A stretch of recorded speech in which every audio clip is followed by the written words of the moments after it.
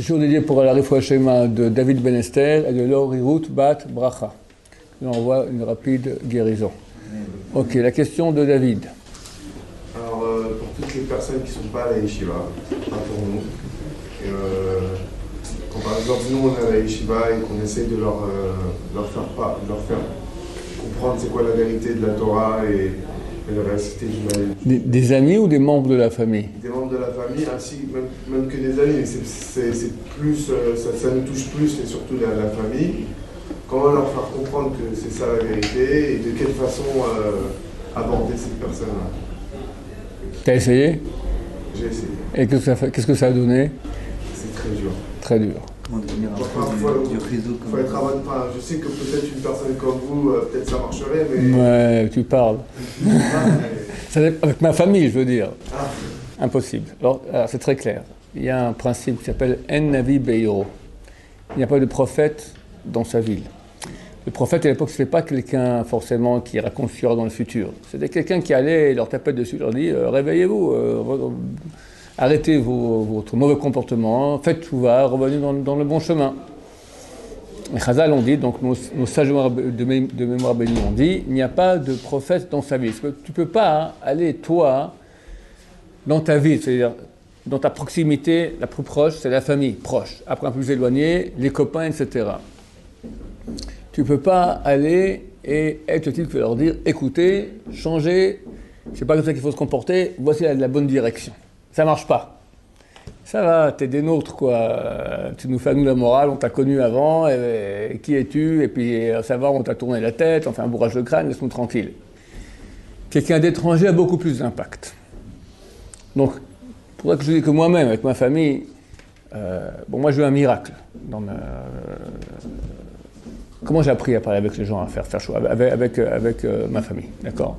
Il y a eu des débats terribles. C'est ma mère spécialement, qui vient d'une famille religieuse, elle a tout plaqué quand j'étais petit, et elle me permet de raconter tout ça, parce que je n'aurais pas osé, mais elle me permet totalement, d'accord, elle est devenue super anti-religieuse. Mais la haine. Et toute la famille, tous ils étaient 12 ou 13 frères et sœurs, tous étaient anti-religieux, presque tous, et la meneuse, c'était ma mère, la militante. Et son fils fait tchouva. Et mon père, lui, était un peu religieux comme ça. Elle a dit, j'étais poursuivi par la religion, par mon père, par mon mari, et maintenant par mon fils. C'était terrible. Il y a eu un miracle, elle a fait tchouva. Comment? C'était le miracle. Elle m'a dit, tu dois aller voir un psy. Pourquoi? Tu te laves les mains sans cesse. C'est des tocs. Avant le repas, entre le poisson et la viande, maïmaronim, après le repas, tu touches les chaussures, tu te grattes dans l'oreille, tu te grattes les cheveux, sans cesse, tu te laves les mains. C'est un toc, va voir un psy. Façon de faire passer que j'étais fou. À tout le monde, toute la famille. Parce que quand tu fais le chouva, ça fait du remue-ménage, quoi. Ça fait quand même des vagues. Maintenant, le principe profond est que tu la remets en question. D'autant plus qu'elle, Baruch Hashem, je disais toujours, ça l'embêtait royalement. Si j'ai fait tchouva, c'est grâce à toi. Ça la mettait hors d'elle. Pourquoi? Parce qu'elle m'a toujours éduqué à chercher la vérité. À être profond. Et j'ai cherché, j'ai trouvé la Torah. Donc c'est grâce à toi. Donc, quelque part, le fait que ce soit tchouva remet en question. Quand nous on fait tchouva, ça remet en question tout notre entourage. Ils se disent, ou mon fils, ou mon frère, ou mon mari, je sais pas, il est fou. Ou s'il a raison, c'est moi qui est fou. Je dois le suivre. C'est très conflictuel. Le fait que tu fasses tchouva les remet en question, même si tu dis absolument rien. Ils comprennent très bien que tu as choisi, tu as ici un tournant assez brut, donc il s'est passé quelque chose.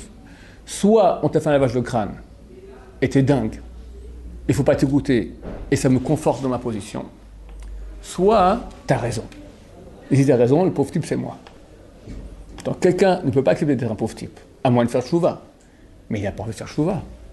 Il vit sa vie. Il n'est pas intéressé. Donc pour sauver sa peau, sauver son confort personnel, il est obligé de te descendre. Peut-être que tu n'as pas raison. Peut-être pour toi c'est bien, mais laisse-moi tranquille. Ça c'est quand il est gentil. Quand il est méchant, t'es fou, on t'a fait un lavage de cerveau, t'es devenu un fanatique, machin, etc. C'est son moyen de défense par rapport au sentiment de culpabilité de son âme qui lui dit « Pauvre type, réveille-toi, regarde, lui, ton fils a fait tchouva, bah alors qu'est-ce que t'attends ?»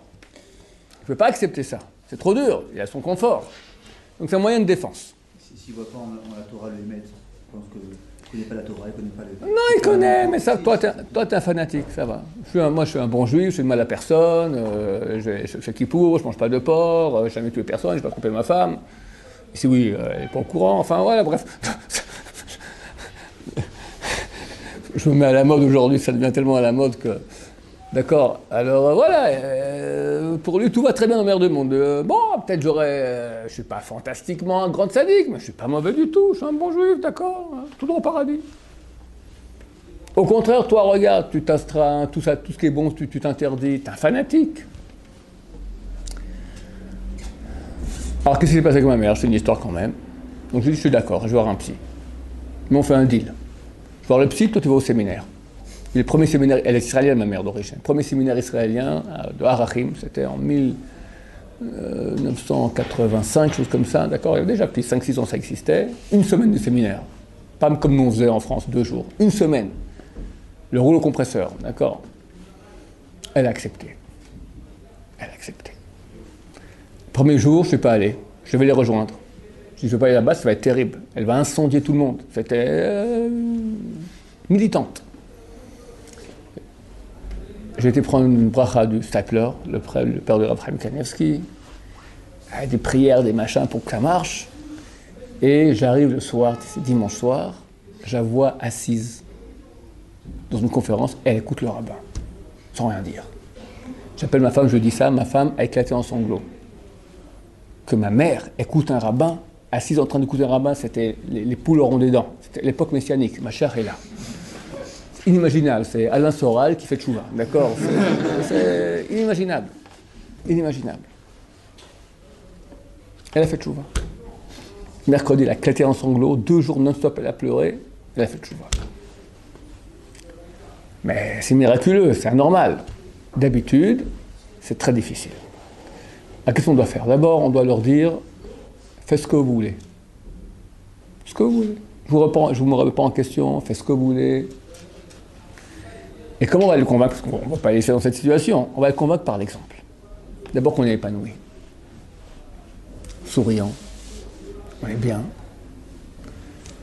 Enfin, il va dire, bon, ok, pour lui c'est bien, il est bien dans sa peau. Moi, je continue ma vie. Mais déjà, comment ça allume une petite lumière comme ça? Parce qu'autour d'eux, c'est le désespoir.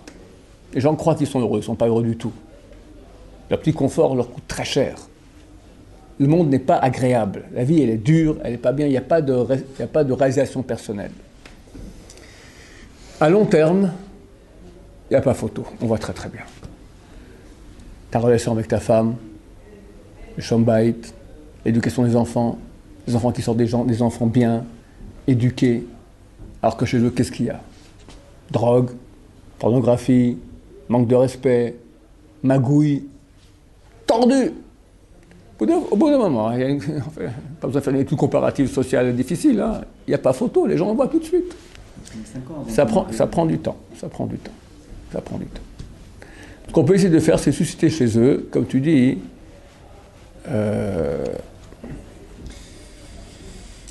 pas leur mettre en question, il ne faut pas être agressif, il faut vraiment discuter. D'abord, il ne faut pas que toi, tu ailles leur dire. Il faut qu'eux te demandent. Comment c'est la yeshiva? Comment ça se passe?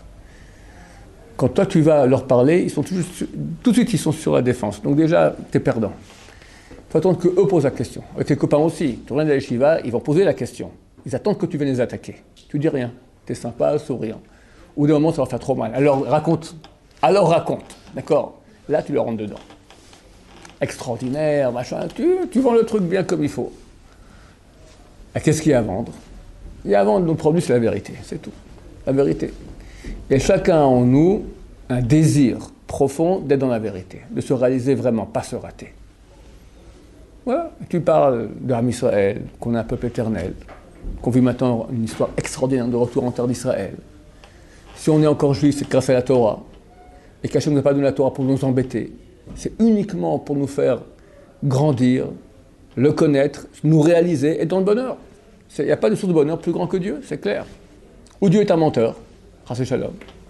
ou il s'est planté, il ne sait pas ce qu'il dit. Vous êtes nous, on n'a pas compris. Quelle est la solution la plus plausible? Que nous, on n'a pas compris. Allez, touchez. Ta'amour ou kitov Hashem. Goûtez, vous verrez que Dieu est bon. Il faut susciter chez eux cet intérêt de la vérité. En quoi nous, on est mieux qu'eux? Tu as des choses à dire. La beauté du Shabbat. C'est une chose qui est plus belle que ça. Ah, mais c'est super casse-pied, ils vont te dire, je ne peux pas allumer la lumière, je peux prendre la voiture, je ne peux pas porter à l'extérieur, moi je ne veux pas aller à la mer, je veux faire des brochettes, on ne peut pas. Et moi, tu veux dire quoi? J'aime pas tout ça, ce que vous me racontez. Et pourquoi je préfère le Shabbat 10 000 fois? Parce que je goûte, ce moment-là, je goûte Hachem. C'est un goût, un bon goût. Tentez le coup. Moi, un tour dans les séminaires, je vendais ça aux gens. Dit fait, au début je disais 6, après je l'ai descendu à 4. Prends sur toi 6 Shabbats de suite, mais vraiment faites comme il faut bien. Satisfait ou remboursé. Les premiers Shabbats, c'est insupportable. Il faut expliquer pourquoi. Parce que Shabbat, qu'est-ce que c'est? On arrête de se brancher à la matière, on se branche à Hachem.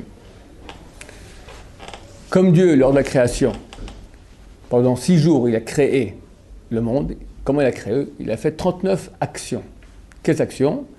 On appelle ça des melachot, ce sont des interventions constructives dans la matière. C'est la matière première qui a été créée, le magma, on appelle ça au niveau scientifique, d'accord? Il n'y a pas encore d'atomes, il n'y a rien.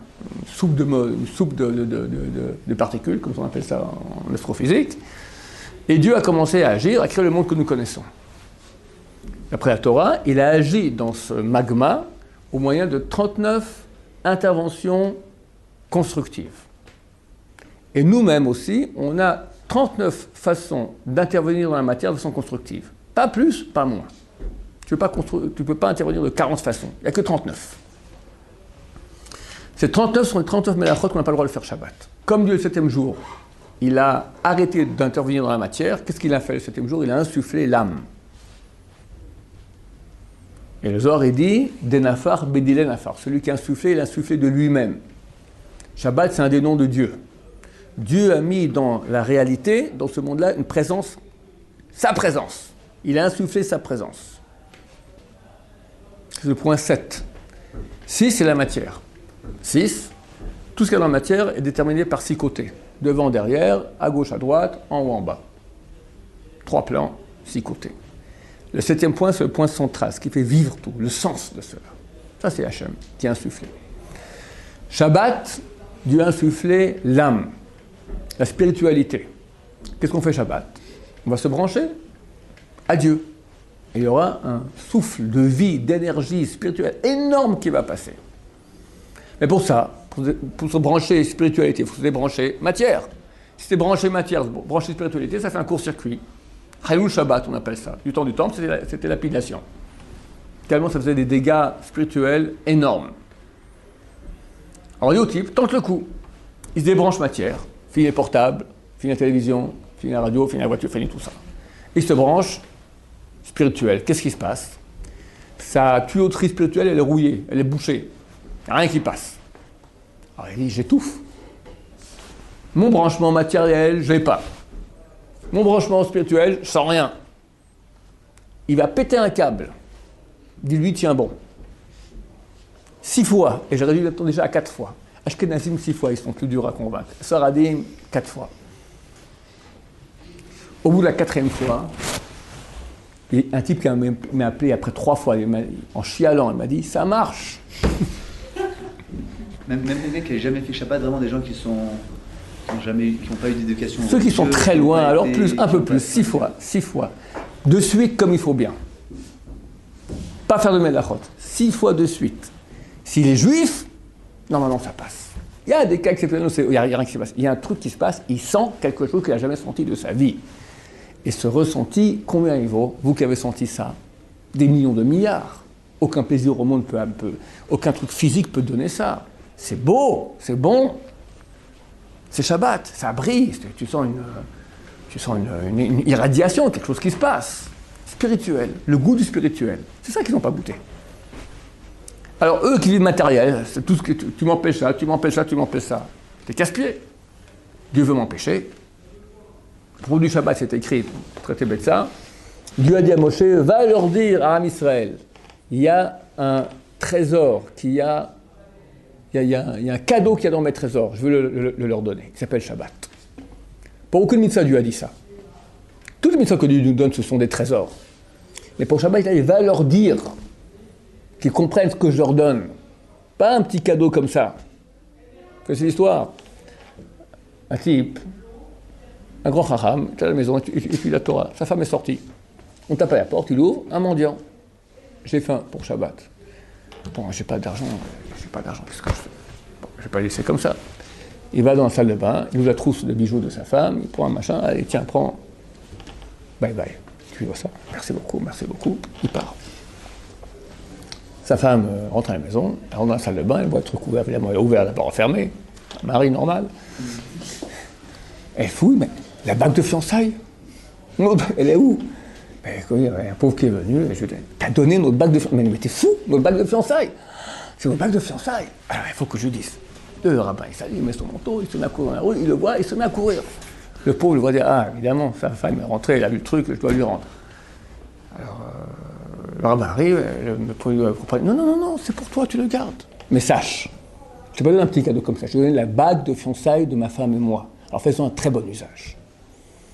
Ça veut dire, Dieu me dit, pourquoi il me dit maintenant, va leur dire qu'il y a un cadeau dans mes trésors. C'est pas n'importe quoi que je leur donne, le cadeau des trésors de Dieu. Qu'est-ce que ça peut bien être? Shabbat. Misken, comment on peut le faire en français? Pauvre type, celui qui n'a pas goûté ça dans sa vie. Qu'est-ce qu'il a goûté? Il a raté les plus beaux plaisirs du monde. Les plus grands plaisirs du monde. Ce qu'on peut... Shabbat ne doit penser à rien de mal. Même pas penser des choses qui font. Tout est fini, tout est bien, c'est messianique. C'est l'époque, c'est marqué Ma'an Olam Haba, un peu comme un 60e de Olam Haba. On peut connaître notre position dans Olam Haba, comment vit le Shabbat. Quelqu'un qui kiffe le Shabbat, il va kiffer son Olam Haba. Quelqu'un qui kiffe pas le Shabbat, il faut faire tchouva. Enfin, tente le coup. Et pour qu'il tente le coup, il faut le convaincre. 4 ou 6 fois, c'est pas si facile que ça. On peut. T'es un bon vendeur, toi, n'est-ce pas? De vendre des trucs, tu vas le vendeur du bon Dieu. Avec la famille, c'est très dur. Très, très dur. Tu me casses les pieds, voilà. Un type étrange va dire, tu me casses les pieds. Il écoute. Et tu peux te permettre de rentrer dedans. C'est une sorte de respect. Mais en famille, ils t'ont baladé. C'est très dur. Oui, pareil, je te donne un exemple. Ils ne trouvent pas le mal en eux. C'est-à-dire, moi je disais à ma petite sœur qui se montre pas là, je lui dis, mais j'essaie de lui faire comprendre que mettre les jupes c'est mieux, et que c'est ça qu'il faut faire. Mais qu'est-ce qu'il y a de mal à mettre un pantalon? Elle ne trouve pas, elle se sent pas mal, elle fait Shabbat, elle mange cachère, sa prière le matin, mais par exemple pour le pantalon, elle se dit, en quoi je suis pas bien quand je mets un pantalon? En quoi c'est pas bien? Elle me dit pourquoi J'ai compris, moi je pose la question. Ah, je sais pas. Tu sais pas?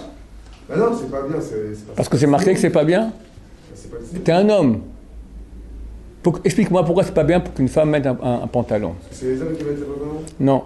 Ils sont dans les formes. On va les formes. T'as pas l'air convaincu. Si. Tu vas expliquer comme ça à ta sœur. Tu vas expliquer. Si alors on voit les femmes, et alors on voit les femmes. Ah, je t'explique très bien. Tu vas l'expliquer comme ça. Quel âge est là? 15 ans. Je vais expliquer, écoute. Ma chère Suzanne, Hana, comment elle s'appelle? Je m'excuse de te dire, tu sais pas encore, mais les hommes sont toqués. C'est des tarés, des obsédés, tu ne peux pas imaginer ce que c'est. Un homme, comme une femme, elle a une sorte de yetzer d'être coquette, l'homme, il a un yetzer pour regarder les femmes. Et pas que leur visage. C'est dommage que tu plaises aux hommes dans tes parties les plus grossières. Tu as mieux à offrir à un homme que ta cuisse, ou que tes fesses, ou ta poitrine. Tu as un être humain, tu as une sensibilité, tu as l'intelligence. C'est dommage que tu te valorises avec ça. Tu vaux beaucoup plus que cela. Une chose qui a de la valeur, on le cache. Réserve ça pour ton mari. Pas au regard de tous, qui vont profiter de ça, de tes formes. Je développe dans ce sens-là. Je ne sais pas à quel point elle va entendre, mais elle va déjà entendre un message intelligent. Et c'est pas, il ne faut pas Pourquoi c'est pas Tzniut? Et alors? J'explique la logique des choses, parce que j'ai dit, toi-même, en toi, tu peux retrouver les bonnes raisons. Et la Torah, elle est extrêmement logique. Tu me dis maintenant qu'elle fait Shabbat, elle mange kasher, etc. Alors c'est pas qu'elle est déjà, je sais pas où. Elle peut entendre. Mais ça pénètre pas le cœur. Je veux dire, dans l'action, ils entendent de manière raisonnable, mais après... On n'a aucun moyen de convaincre le cœur si ce n'est pas par la raison. Il faut donner des raisons. Je donne une ficelle du métier. Comment on fait pour que quelqu'un fasse chouva? Plus il a un télo, plus il va mettre des barrières intellectuelles au niveau du raisonnement. Tu lui prouves que la Torah est vraie, lui il a des tas de questions, des tas d'objections, des tas d'arguments, contre-arguments. N'importe quel conférencier qui a appris un peu le matériel des conférences sait comment faire sauter ces contre-arguments parce qu'ils sont nuls. On a des très bons arguments. Mais, ce que les gens ne savent pas, c'est le petit secret professionnel que je te donne, c'est que personne n'a jamais fait tchouva à cause d'un argument. Ça n'existe pas. L'argument, il sert à une seule chose, à faire sauter les barrières intellectuelles. Au bout d'un moment, le type, il ne peut plus te répondre. Ah, qu'est-ce qui se passe? Il n'a pas fait tchouva. Là vient la vibration. Là, tu vas parler à son cœur. Et plus toi, tu vas vibrer, plus tu vas le faire vibrer à lui et tu vas le réveiller. S'il mérite, parce que pas tout le monde mérite. Les gens qui sont extrêmement non intellectuels, on leur fait une petite musique, ils se mettent à pleurer, ils font tchouva. Tu parles directement au cœur, ça marche. Plus il a un télo, plus il a maintenant tout le raisonnement qu'il faut faire sauter les verrous. Mais c'est pas parce qu'on fait sauter les verrous que le plus fait tchouva. C'est la différence entre un bon conférencier et un moins bon conférencier. C'est vibrer. Et ça, il n'y a pas de recette, d'accord? Ou tu vibres, tu fais vibrer, ou tu ne vibres pas, tu ne fais pas vibrer. Mais ça, je parle maintenant quand tu parles vraiment en tant que conférencier. Dans la famille, tu vas commencer à leur faire les techniques, ça ne marche pas. Je ne pense pas que ça marche avec les familles, faire vibrer, etc. Il faut expliquer, avec beaucoup de gentillesse, beaucoup d'amour, répéter gentiment. Et il faut savoir que chacun veut être bien. Personne qui veut être méchant. Il veut être bien. Il faut expliquer où est le bien. L'aider dans ce sens. C'est ta petite sœur, tu la prends par la main, tu l'expliques comme ça, lentement, avec gentillesse. Elle devrait t'écouter au bout d'un moment. Faire des efforts, tu dis, ok, vas-y, on commence lentement. Vas-y, d'abord le repas de Shabbat, tu commenceras, tu mettras à des jupes, c'est déjà énorme. Une fois par semaine pour un repas. Après 2 repas, après tout le Shabbat. Progressivement. Pour une femme, s'habiller en tzniut, c'est pour nous ne pas regarder une femme. C'est dur. Demander à un homme pendant une semaine ne pas regarder une femme quand il va dans la rue. C'est un héros. C'est un héros. C'est vraiment très très dur. Pour une femme, et la femme ne comprend pas. Tu peux aller dans la rue. Les femmes, non. Il y a des bonnes femmes qui vont dans mon quartier, là, c'est en mini-jupe. Franchement. Gonflé de gonfler. 14 orthographes en mini-jupe. On ne peut pas leur parler. Mais qu'est-ce qui se passe? Moi, toujours que je vois ça, je suis outré. Mais je me dis, mais qu'est-ce qui se passe dans leur tête? On avait parlé à mes filles. On dit, elles te disent, t'as qu'à pas regarder. Moi, j'ai chaud. T'as qu'à pas regarder. La femme ne sait pas c'est quoi un homme. Elle ne peut pas imaginer que l'homme il est aussi toqué, taré que ce que je t'ai dit auparavant. Pour un homme, il y a une jupe ici, il doit faire un effort considérable pour ne pas regarder. Très dur. Très dur.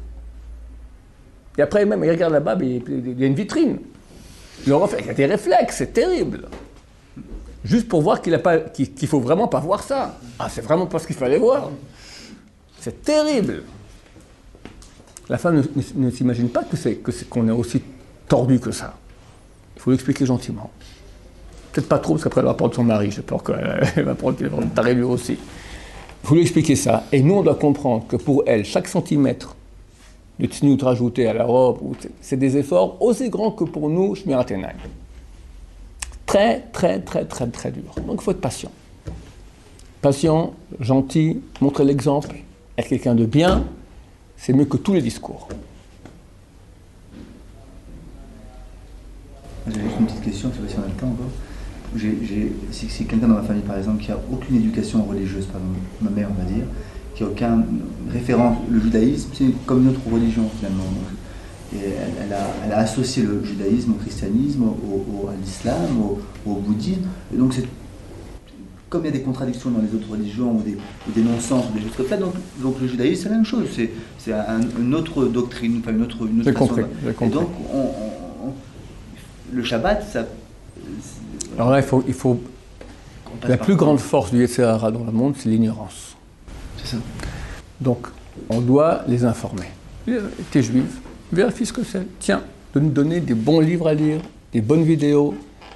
En tant que culture générale, t'es juif, et un peu de culture et des bons livres. Moi, j'ai essayé justement, j'ai fait ça. J'ai donné un livre du Shabbat, de Torah Box, un livre sur la cache-route, qui sont des livres assez accessibles. Non, mais c'est des trucs de loi, ça. Non, Shabbat, qu'est-ce que c'est le Shabbat, l'esprit du Shabbat, le concept. Ouais, je connais pas, je connais pas. Des livres assez accessibles sur. Mais il faut pas du tout sur les lois, pas du tout casser les pieds là-dessus. Il faut sur la. Je parle de la beauté, moi je parle de la Torah, d'abord, même ni Shabbat ni Kashrut, la Torah en général, qu'est-ce que c'est, d'où ça vient, le sens de la vie, qu'il y a une vérité. On va commencer par l'ABC, ce qui a un sens. Eux vivent, il n'y a pas de sens, chacun sa vérité, on fait ce qu'on veut. Il y a une mission, il y a un sens à notre vie. Mais c'est quoi concrètement? Parce qu'aujourd'hui, il y a des Quel livres concrètement comme le Ramchal, mais c'est des choses un peu déjà beaucoup plus compliquées à lire. C'est quoi les livres qui sont accessibles à des gens? Quelqu'un d'éloigné. Ouais. Des égarés. Non. Il y a un livre du Rav Mordechai Noach Gershal qui s'appelle... j'ai oublié. C'est bizarre qu'il y ait si peu de livres, on va dire, de... Rav Noach Gershal, c'est le meilleur conférencier, ou un des 2-3 meilleurs conférenciers israéliens de l'époque. C'est une bombe. J'ai appris chez lui la Gemara, et j'ai appris chez lui 2-3 conférences, enfin j'ai beaucoup pris de lui. C'est un très grand monsieur. Il a écrit 2 livres en hébreu qui ont été traduits en français. Une s'appelle Expédition au pied du Mont Sinaï, c'est plus des preuves, mais il y a une qui est beaucoup plus au niveau philosophique, qui s'appelle, je peux retrouver le nom, au fin fond de la... On ne les a pas, par exemple, ici. On l'avait, mais tu sais, les livres ici, on les a, après on ne les a plus, je ne sais pas ce qui se passe exactement. Tov, Binader, je te dirai. Baruch Adonai, l'homme va, mais...